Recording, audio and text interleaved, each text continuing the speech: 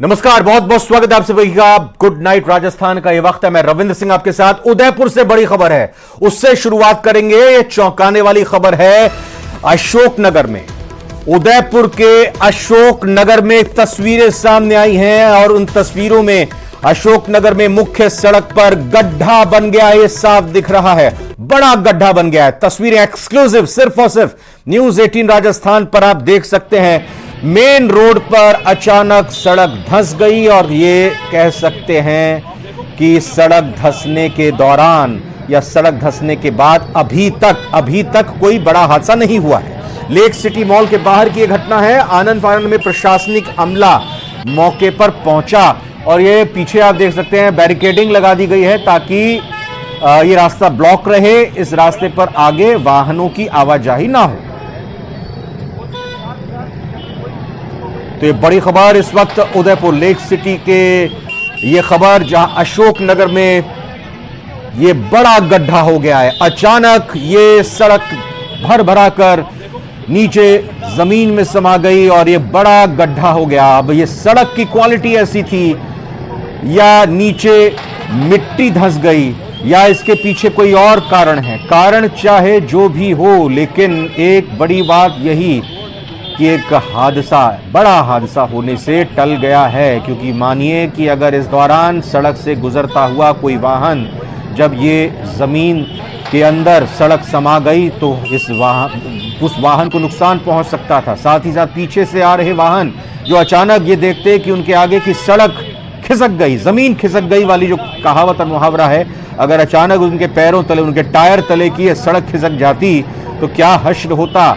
सभी के मन में सवाल कि आखिर ये क्या हालत इस सड़क की हुई है, इसके पीछे जिम्मेदार कौन है, ये तमाम सवाल और क्या जिम्मेदारों पर कार्रवाई होगी। कपिल हमारे संवाददाता इस वक्त ग्राउंड जीरो से मौजूद। आइए सीधा रुख कपिल का करते हैं। कपिल, ये कुछ कहा जा रहा है, बताया जा रहा है कि ये सड़क कैसे धंस गई, क्या हुआ इसमें, किसका दोष, किसकी गलती, और कोई हताहत नहीं हुआ, बस यही गनीमत रही। देखिए रविंद्र, मैं इस समय ग्राउंड जीरो पर मौजूद हूँ और सबसे पहले मैं आपको तस्वीरें दिखाऊंगा। ये देखिए आप, ये एक्सक्लूसिव तस्वीरें हैं। सड़क पर तकरीबन 20 फीट से बड़ा गड्ढा, 20 फीट से बड़ा गड्ढा सड़क पर बन गया और अचानक से ये सड़क जो है भरभरा कर नीचे जमीन में धंस गई।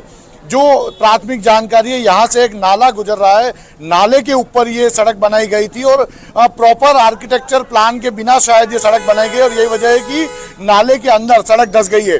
आप देखिए रात के 11 बजे हैं, सड़क पर वाहनों की आवाजाही देखिए कि ये मुख्य मार्ग है जो कि अशोकनगर से यूनिवर्सिटी को जोड़ती है और बड़ी तादाद में पूरे दिन यहाँ पर वाहनों की आवाजाही लगी रहती है। और ऐसे में अपनी जानकारी पूरी कर देने के बाद जरा लोगों जो उससे भी बात कीजिएगा। Kapil please continue. क्यों? बिल्कुल, देखिए ये मुख्य मार्ग है और यहाँ पर बड़ा हादसा हो सकता था क्योंकि लगातार यहाँ पर जो लोगों की आवाजाही है वो बनी हुई है। ये नगर निगम की सड़क है। महापौर जो उदयपुर नगर निगम के, यहाँ से महज 100 फीट दूरी पर उनका निवास बना हुआ है और वहां पर उनके ठीक पास में ये हादसा हुआ है। आप बताइए, ये जो हादसा हुआ है किस तरह से हादसा हुआ, क्या बड़ी जनहानि हो सकती थी? सरासर सही बात है कि बहुत बड़ी जनहानि हो सकती थी। वो तो एक ऑटो वाले संचालक ने उन्होंने रोक लिया, उन्होंने देख लिया था। परंतु अगर महापौर के निवास के तुरंत थोड़ी देर दूरी, मुझे लगता है प्रत्यक्षदर्शी है, क्या हुआ था, कैसे हुआ था, ये भी पूछेगा गया सवाल। उदयपुर में आप देखें कि हर जगह खड्डा, हर जगह खड्डे जैसे, और ये की हालत, ये नाला आगे भी जो सजावट वाला है उसके वहाँ पे भी बाहर ये की हालत हुई थी, जिसको इनको सही करने में 1 साल लग गया। अच्छा, ये आपके सामने घटना हुई थी या फिर आपने पूछा है किसी से? नहीं, मेरे को किसी ने बताया था। मैं उसके बाद आया और मैंने यहाँ पे निगम का विरोध भी करा, यहाँ पे कि लोगों के जो त्रस्त है निगम से और उसका मतलब जिस तरह से खामियाजा भुगतना पड़ रहा है, जनता का पैसा जो व्यर्थ बहा रहा है। अभी कुछ ही टाइम पहले ये सड़क बनी थी और सड़क चौड़ी भी हुई थी। इन्होंने बिना इंजीनियर की मदद से लेकर कैसे पता नहीं किस तरह से इन्होंने निगम के कार्य करते हैं और आज इस तरह का हमें ये जनहानि होने को। देखिए कुछ ही समय पहले ये सड़क बनी है और अभी इसकी स्थिति आप देखिए कि शायद प्रॉपर प्लान किए बिना ही इस सड़क को बनाया गया है और यही वजह है कि ये तस्वीरें जो है डरा सकती है। कितना भयंकर हादसा यहाँ पर हो सकता था क्योंकि हजारों की तादाद में वाहन यहाँ से पूरे दिन यहाँ से गुजरते हैं और यदि कोई भी वाहन इस दौरान यहाँ पर चपेट में आ जाता। आप देखिए ये वो नाला है, ये नाला है, इस नाले के ऊपर सड़क बनाई गई थी। नाला, ये जो नाला है ये शहर की गंदगी को आयर नदी के यहाँ ले जाता है। शहर के पानी को जो है वो गंदे पानी को आयर नदी के वहाँ ले जाता है और उस नाले के ऊपर इस सड़क को बनाया गया था। मुख्य मार्ग से होकर ये नाला गुजर रहा है और अब आप देख सकते हैं कि वो नाले के यहाँ पर ये सड़क धसी है। कुछ समय पहले यहाँ से कुछ दूरी पर इसी तरह का हादसा हुआ था। नाले के अंदर सड़क धस गई थी और काफी समय तक वो दुरुस्त नहीं हो पाई। यदि यहाँ पर भी इस तरह की लापरवाही रहती है कि लंबे समय तक ये सड़क और कपिल ये भी बताइए कि जैसा आपने कहा कि कुछ ही दूरी पर यहाँ महापौर का घर है, ये जो पत्थर लगा दिए गए हैं इस टूटी हुई सड़क के बड़े गड्ढे के सामने, या जो बैरिकेड्स लगा दिए हैं कि ताकि ट्रैफिक आए, ट्रैफिक यहां से ना गुजरे, ये ट्रैफिक पुलिस ने ही लगाए हैं या नगर निगम के कोई अधिकारी कर्मचारी जहमत उठाने के लिए आए हैं यहाँ पे देखने के लिए ये अपने कारनामे को? देखिए, फिलहाल यहाँ पर कोई नगर निगम का अधिकारी मौजूद नहीं है। पुलिस का जाब्ता जरूर यहाँ पर मौजूद है। और आप देखिए सड़क के दोनों ओर आप देख सकते हैं कि बैरिकेडिंग लगाए। ये जो बैरिकेडिंग नजर आ रहे हैं सड़क के पास, उससे ठीक रोड क्रॉस करते ही महापौर का घर यहाँ पर है और दोनों ओर, सड़क के दोनों ओर पुलिस के द्वारा बैरिकेडिंग लगाए गए हैं। शायद ये हादसे की सूचना के बाद में नगर निगम के कुछ अधिकारी हो सकता है मौके पर पहुंचे हो, लेकिन फिलहाल आम जनता इस तमाशे को जरूर देख रही है कि कैसे यहाँ पर सड़क का निर्माण, घटिया सड़क का निर्माण हुआ जो कि जमीन में धंस गई। जी, आप बताइए किस तरह की हुआ है? सर ये अभी धंसा हुआ है, 8-9 बजे पहले से नीचे था। 2-3 दिन पहले हादसा हुआ था, एक आंटी जी आए थे, नीचे गिर गए थे, एमबी हॉस्पिटल ले गए उनको, बहुत सीरियस थे। अभी भगवान की दया से वो थोड़ा ठीक है। आपने देखा यहाँ क्या हुआ है? देखा हुआ ना, मैंने यहाँ से उठा गए, उनके ठामड़े वामड़े सब उठाए थे। 2-3 दिन पहले की बात बता रहा हूँ, अभी तो ये अभी पहले से धंसा हुआ था। अच्छा, ये जो सड़क टूटी है कितना बड़ा हादसा हो सकता था? ये अगर कोई गाड़ी होती तो बहुत बड़ा हादसा हो सकता है, जनहानि हो सकती थी। और कपिल ये बता रहे हैं कि पहले से ही धंसी हुई थी, यानी कि ये कहीं ना कहीं संकेत दे रही थी सड़क कि ये कभी भी धंस सकती है, ऐसा गड्ढा हो सकता है। पहले से नीचे था, अभी आज से पूरा हुआ। 23 मैं यहाँ गन्ने का जूस का चलाता हूँ सर। पहले से 3 दिन पहले आंटी जी यहाँ गिरे थे, सब आए थे। लगी थी क्या धीरे धीरे? बिल्कुल, वो यहीं से बैलेंस बिगड़ा उनका, यहाँ से बिगड़ा, यहाँ से बिगड़ा, फिर नीचे गिर गए। देखिए ये जो व्यक्ति है ये यहीं पर गन्ने का जूस का ठेला लगाते हैं। उनका कहना है कि ये सड़क धंसने लगी थी और उसी के बाद में यहाँ पर 2 दिन पहले ये सड़क जब धंसने लगी थी तो एक महिला का बैलेंस बिगड़ा था, वो भी यहाँ पर घायल हुई थी। बिल्कुल, आपने रात के इस वक्त में इस उदयपुर के लोगों के लिए, प्रदेश के लोगों के लिए खबर पहुंचाई और ये जरूरी खबर इसलिए थी कि आखिर प्रशासन किस तरह की यहां पर लोगों की जान के साथ खिलवाड़ कर रहा है। आप और कवरेज कीजिए और तथ्य जुटाने की कोशिश कीजिए, उसको कंपाइल करके हम लगातार दिखाएंगे। बहुत बहुत धन्यवाद आपका कपिल श्रीमाली। फिलहाल ground zero lake city mall के बाहर से आपने ये लाइव कवरेज दी, ये जानकारी दी, बहुत बहुत धन्यवाद, बहुत बहुत शुक्रिया। इधर भरतपुर जिले में भी भारी बारिश हुई और उससे हालात बिगड़ गए। दरअसल गणेश नगर वार्ड नंबर 7 में घरों में पानी घुस गया। जल भराव की वजह से लोग घरों में कैद रहने को मजबूर दिखे। बारिश ने इंतजामों की पोल खोल कर रखी।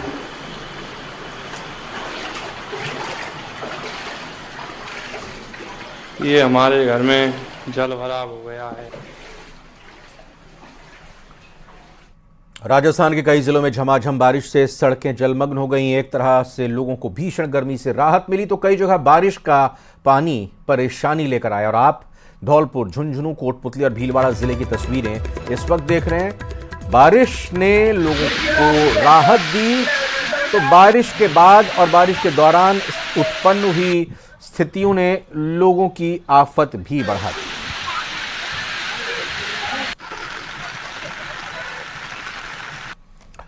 झुंझुनू से बड़ी खबर, बजावा गांव में बुजुर्ग दंपति की हत्या से जुड़ी यह खबर है। 200 मीटर दूर सीसीटीवी में कैद हुए हैं 5 संदिग्ध बदमाश।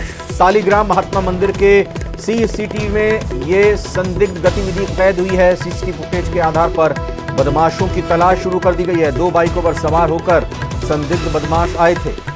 तो ये बड़ी खबर झुंझुनू से आपको बता रहे हैं, जहां पर बजावा गांव में बुजुर्ग दंपति की हत्या से जुड़ी इस खबर के बारे में जानकारी दे रहे हैं। 200 मीटर दूर सीसीटीवी में कैद हुई है 5 संदिग्ध बदमाशों की गतिविधियां। सालीग्राम महात्मा मंदिर के सीसीटीवी में ये संदिग्ध कैद हुए हैं। सीसीटीवी फुटेज के आधार पर बदमाशों की तलाश भी पुलिस की तरफ से शुरू कर दी गई है। 2 बाइकों पर सवार होकर ये संदिग्ध बदमाश आए थे, जो कि इस वक्त आप सीसीटीवी के जरिए देख सकते हैं।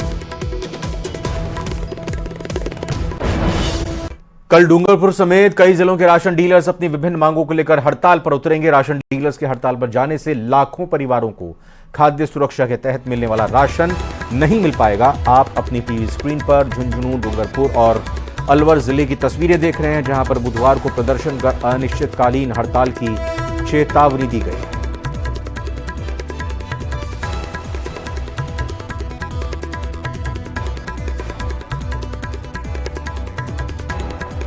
राजसमंद से बीजेपी विधायक दीप्ति माहेश्वरी की मुश्किलें बढ़ गई हैं। राजस्थान हाईकोर्ट ने विधायक और कुछ रेस्पोंडेंट को समन जारी किया। हाईकोर्ट ने एडवोकेट जितेंद्र कुमार खटीक की याचिका पर समन जारी किया है और यह मामला विधानसभा चुनाव से जुड़ा हुआ था। याचिकाकर्ता ने चुनाव शून्य घोषित करने की मांग की थी। इस मामले को लेकर 20 सितंबर को अगली सुनवाई होगी।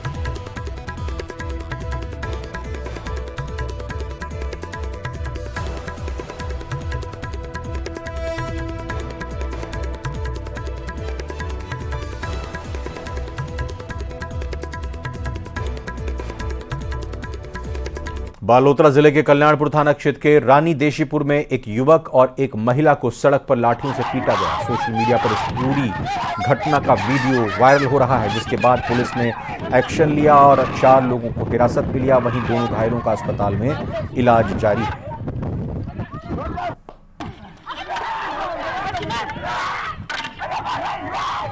अजमेर जिले की तीर्थ नगरी पुष्कर में बीते 21 दिनों से पुष्कर के पवित्र सरोवर में दम तोड़ रही मछलियों से सरोवर के घाटों का वातावरण प्रदूषित हो रखा है और रोजाना यहां आने वाले लोगों की धार्मिक भावना आहत हो रही है। लेकिन प्रशासन ने समस्या समाधान के लिए ठोस कदम नहीं उठाए हैं। इससे आहत तीर्थ पुरोहितों का गुस्सा फूट पड़ा। इन पुरोहितों ने इसको लेकर आर पार की चेतावनी दी है। आज तीर्थ पुरोहितों के आह्वान पर पुष्कर बंद सफल रहा। सभी व्यापारियों ने खुद ही अपनी दुकानें बंद रखी। हालांकि आज श्रद्धालुओं की परेशानियों को देखते हुए ब्रह्म मंदिर को खुला रखा गया।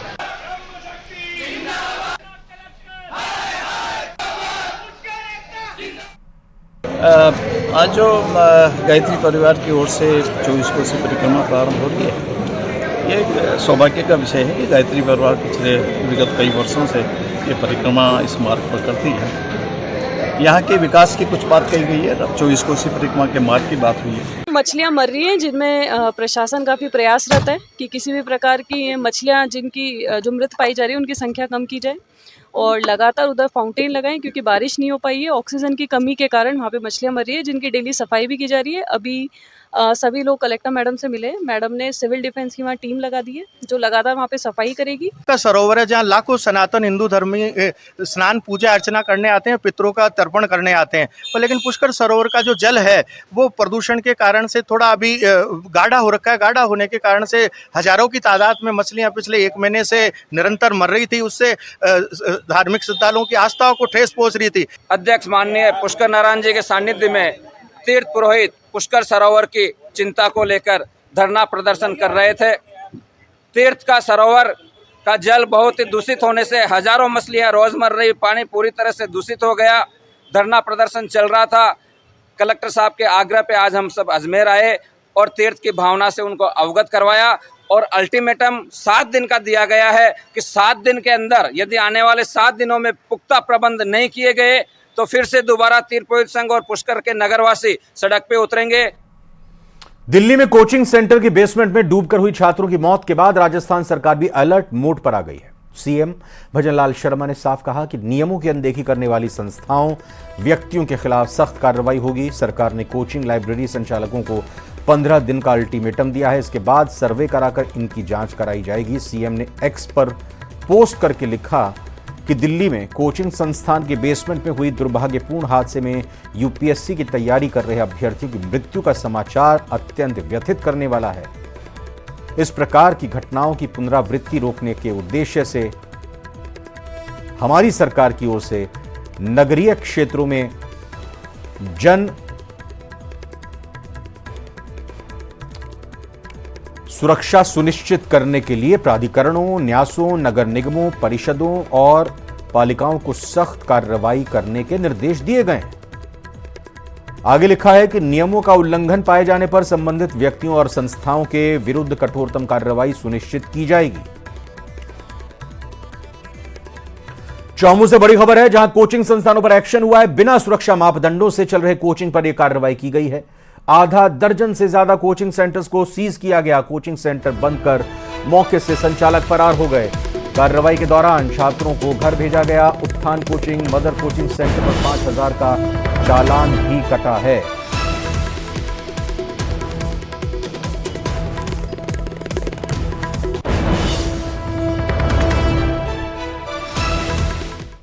बिजली की बढ़ी दरों के खिलाफ कांग्रेस 1 अगस्त को प्रदेश भर में प्रदेश सरकार के खिलाफ मोर्चा खोलेगी। कांग्रेस का आरोप है कि राज्य सरकार ने महंगाई से जनता की कमर तोड़ दी है।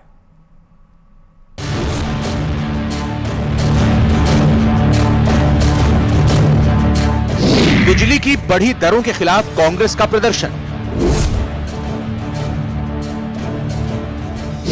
1 अगस्त को प्रदेश भर में कांग्रेस का प्रदर्शन। बिजली का हम 1 तारीख और 2 तारीख को पूरे ब्लॉक और जिलों में धरना प्रदर्शन कर रहे हैं। राज्य सरकार पर महंगाई बढ़ाने का लगाया आरोप।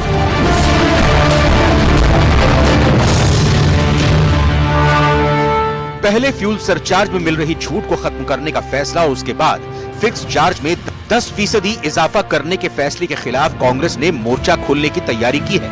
कांग्रेस प्रदेश अध्यक्ष गोविंद सिंह डोटासरा ने साफ कर दिया है कि 1 अगस्त को प्रदेश भर में कांग्रेस राज्य सरकार के खिलाफ विरोध प्रदर्शन करेगी। गोविंद सिंह डोटासरा ने राज्य सरकार पर महंगाई से जनता की कमर तोड़ने का आरोप लगाया। बिजली का हम 1 तारीख और 2 तारीख को पूरे ब्लॉक और जिलों में धरना प्रदर्शन कर रहे हैं। बिजली पानी पे चर्चा की बात कर रहे हैं, हम चर्चा में भाग लेंगे और तहसील को घेरेंगे। गोविंद सिंह डोटासरा न सिर्फ बिजली पानी के मुद्दे पर सरकार को घेर रहे हैं, बल्कि कानून व्यवस्था के मुहाने पर भी सरकार को फेल बताया। जब से विधानसभा का गठन हुआ है, पहली विधानसभा, तब से लेकर के आज तक ऐसा कोई सत्र नहीं आया जिसमें कानून व्यवस्था के ऊपर चर्चा नहीं हो। आप डिमांड में भी कानून व्यवस्था पे, गृह पे चर्चा नहीं कराना चाहते, आप अलग से भी चर्चा नहीं कराना चाहते। इनका सबसे बड़ा मुद्दा था हमारे खिलाफ बिगड़ती कानून व्यवस्था। गौरतलब है कि कुछ दिन पहले प्रदेश सरकार ने 200 यूनिट से ज्यादा खपत करने वाले उपभोक्ताओं की फ्यूल सरचार्ज छूट को बंद करने का फैसला लिया था। कांग्रेस पार्टी ये कह रही है कि हम आंदोलन करेंगे। मेरे समझ में नहीं आ रहा, एक कहावत है, सो चूहे बिजली खा के गंगा जी चलने लगी है।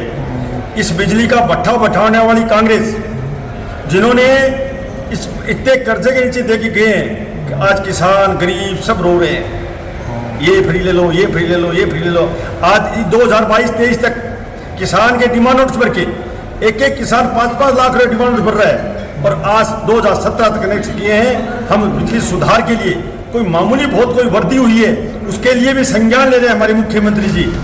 वहीं सोमवार को 3 बिजली कंपनियों की याचिका पर विद्युत विनियामक आयोग ने प्रदेश में नया टैरिफ प्लान लागू कर दिया है, जिसमें साल 2024-25 के लिए निर्धारित किए गए बिजली के नए टैरिफ में बीपीएल और छोटे उपभोक्ताओं को छोड़कर दूसरी श्रेणी में एनर्जी चार्जेस में बढ़ोतरी की गई है। वहीं पहले से निर्धारित फिक्स चार्ज में 10% से ज्यादा की बढ़ोतरी की गई है। Bureau report, news 18 Rajasthan.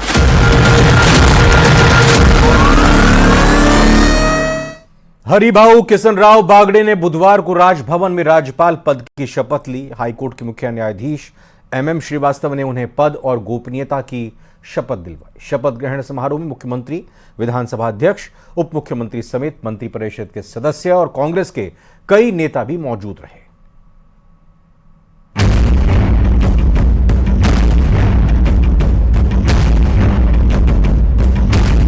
बुधवार को महाराष्ट्र के वरिष्ठ बीजेपी नेता हरिभाऊ किसनराव बागड़े ने प्रदेश के नए राज्यपाल के रूप में शपथ ली। मैं हरिभाऊ किसनराव बागड़े ईश्वर की शपथ लेता हूं कि मैं श्रद्धापूर्वक राजस्थान के राज्यपाल के कृत्यों का। हरिभाऊ बागड़े ने राज्यपाल बनाने पर राष्ट्रपति द्रौपदी मुर्मू और प्रधानमंत्री नरेंद्र मोदी का आभार जताया। राजस्थान का मुझे राज्यपाल बनाया है। राष्ट्रपति श्रीमती मुर्मू जी का और हमारे पंतप्रधान नरेंद्र भाई मोदी जी का आभार व्यक्त करता हूं, और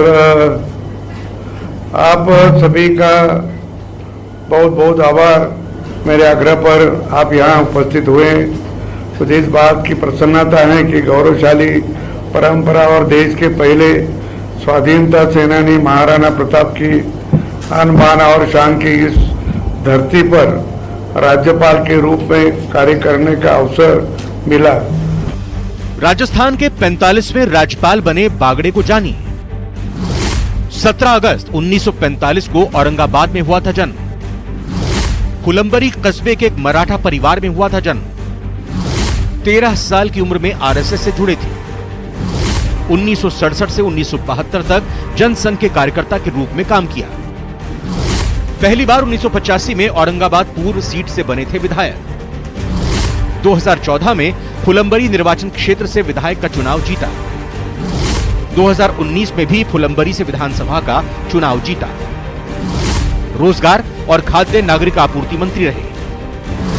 2014 में महाराष्ट्र विधानसभा के अध्यक्ष बने।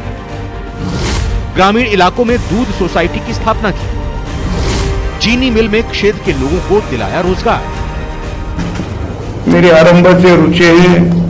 मैं ये मानता हूं कि गरीब किसान आसानी से खेती और पशुपालन कर सहकारिता के जरिए अच्छा लाभ कमा सकते हैं। विकसित भारत 2047 के लक्ष्य को जल्द से जल्द प्राप्त करने के लिए कृषि और सहकारिता को केंद्र में रखकर कार्य मेरी प्राथमिकता रहेगी। प्रयास रहेगा कि जनजातीय क्षेत्र के विकास के अंतर्गत केंद्र और राज्य सरकार की योजनाओं का प्रभावी क्रियान्वयन करवाकर उनके लिए व्यावहारिक रूप से कार्य करूं। गुणवत्तापूर्ण शिक्षा मेरी पहली प्राथमिकता है। यूनिवर्सिटी में स्टूडेंट और की बौद्धिक क्षमता बढ़ाने की जरूरत है। या विद्यार्थी की मौलिक सोच बने, इसके लिए कार्य करेंगे। बागड़े ने राज्यपाल कलराज मिश्र की जगह ली है। कलराज मिश्र का कार्यकाल 22 जुलाई को पूरा हो गया था। कुछ दिनों पहले तक ऐसे संकेत मिले थे कि कलराज मिश्र को कुछ और महीने तक काम करने का मौका मिल सकता है, लेकिन राष्ट्रपति कार्यालय से जारी आदेश के बाद 27 जुलाई को बागड़े को प्रदेश का नया राज्यपाल नियुक्त किया गया। शपथ के बाद राज्यपाल हरिभाऊ बागड़े ने परेड का निरीक्षण किया। शपथ से पहले किशनराव बागड़े ने सुबह गोविंद देव जी मंदिर में विधिवत पूजा अर्चना की। Bureau report, news 18 Rajasthan.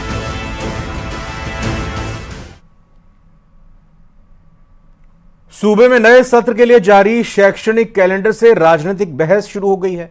Shivira पंचांग में 5 अगस्त को जम्मू कश्मीर से अनुच्छेद 370 हटाए जाने के उपलक्ष्य में स्वर्ण मुकुट मस्तक दिवस मनाने का प्रस्ताव है और 28 मई को वीर सावरकर जयंती मनाए जाने की घोषणा है, जिस पर कांग्रेस को ऐतराज है। आइए इस रिपोर्ट में देखते हैं।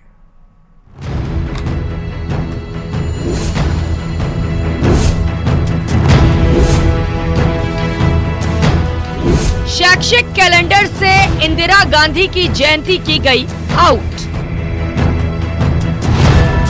इंदिरा गांधी जयंती इंदिरा गांधी की पूरी तिथि मनाने जो संकल्प दिवस है।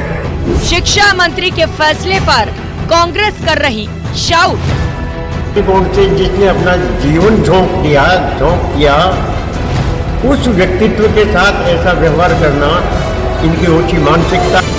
मदन का बयान मचा घमासान। वीर सावरकर जैसा सबसे ज्यादा क्रांतिकारी और देशभक्तों के अनागत हो नहीं सकता। सरकार बदलने का असर सिस्टम में साफ तौर पर महसूस किया जाता है। ऐसे में शिक्षा कैसे अछूती रहती। इसीलिए कई बार पाठ्यक्रम में नए विषय को जोड़ने और हटाने जैसे मामले सामने आते हैं, तो कभी किसी की जयंती पर रात छिड़ जाती है। इस बार भी ऐसा ही है। दरअसल प्रदेश के सरकारी और गैर सरकारी स्कूलों में हर साल 19 नवंबर को पूर्व प्रधानमंत्री इंदिरा गांधी की जयंती मनाई जाती रही है, लेकिन शिविरा पंचांग में जारी शैक्षणिक सत्र में इंदिरा गांधी की जयंती का कोई जिक्र नहीं है। हाँ, पुण्यतिथि शामिल है। इंदिरा गांधी जयंती इंदिरा गांधी की पूरी तिथि मना रही जो संकल्प दिवस है इंदिरा गांधी का। लेकिन ऐसा नहीं कि इंदिरा जी के बारे में कोई नहीं मना रही। का संकल्प दिवस है इंदिरा जी का, वो मनाते हैं। शैक्षिक कैलेंडर से इंदिरा गांधी की जयंती को हटाए जाने पर विपक्ष के विधायक हरिमोहन शर्मा ने बीजेपी की ओछी मानसिकता बताई। आज जिस लेडी ने पाकिस्तान के 2 टुकड़े कर दिए, दुनिया का भूगोल बदल दिया, अपनी जान गंवा दी, ऐतिहासिक दृष्टिकोण से, राष्ट्रीय दृष्टिकोण से जिसने अपना जीवन झोंक दिया, उस व्यक्तित्व के साथ ऐसा व्यवहार करना इनकी ओछी मानसिकता है। शिविरा पंचांग में पहली बार स्वर्ण मुकुट मस्तक दिवस का जिक्र किया गया है, जो 5 अगस्त को मनाया जाएगा। दरअसल जम्मू कश्मीर से धारा 370 हटाने के दिन यानी 5 अगस्त को स्वर्ण मुकुट मस्तक दिवस के रूप में शामिल किया गया है। वीर सावरकर को लेकर कांग्रेस और बीजेपी में हमेशा बयानबाजी देखने को मिलती है, इसीलिए प्रदेश में बीजेपी की सरकार आने के साथ ही वीर सावरकर की जयंती को उत्सव के रूप में मनाने का जिक्र है। यदि वीर सावरकर की आपत्ति है तो इससे ज्यादा क्रांतिकारी और देशभक्त लोग के अनादर कोई और हो नहीं सकता। कांग्रेस की आपत्ति पर बीजेपी कह रही है कि उसका इरादा छात्रों को सावरकर और महाराणा प्रताप जैसी हस्तियों के बारे में बताना है, क्योंकि वो मानती है कि इनकी कहानियां ही उन्हें प्रेरित करेंगी। आपको बताते चले कि माध्यमिक शिक्षा विभाग के कैलेंडर में दूसरे और चौथे शनिवार को नो बैग डे जैसी पहल और स्वतंत्रता दिवस, गणतंत्र दिवस और गांधी जयंती जैसे राष्ट्रीय कार्यक्रमों का उत्सव मनाना भी शामिल है। Bureau report, news 18 Rajasthan. और इसी के साथ गुड नाइट राजस्थान बुलेटिन में फिलहाल इतना ही। आप बने रहिए न्यूज़ 18 राजस्थान के साथ। नमस्कार।